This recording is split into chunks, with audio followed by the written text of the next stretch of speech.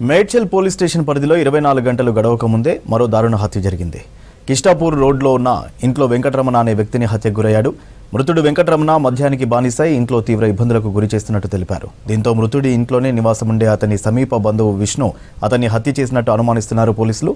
హత్య తర్వాత విష్ణు పరారీలో ఉండగా కుటుంబ సభ్యుల సమాచారంతో కేసు నమోదు చేసి దర్యాప్తు చేస్తున్నారు పోలీసులు. రోడ్లో రాఘవేంద్ర కాలనీలో ఒక వ్యక్తి చనిపోయినాడన్న సమాచారం మేరకు మా ఇన్స్పెక్టర్ మేడ్చల్ ఇన్స్పెక్టర్ మరియు సిబ్బంది వెంటనే వెళ్లి చూడగా అతన్ని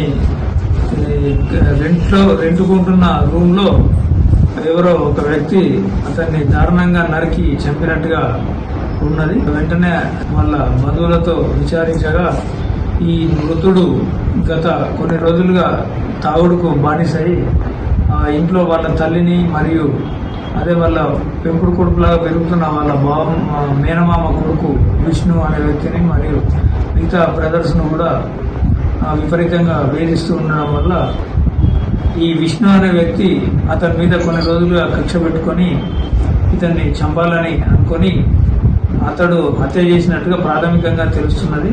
ఇంకా పూర్తి కేసు వివరాలు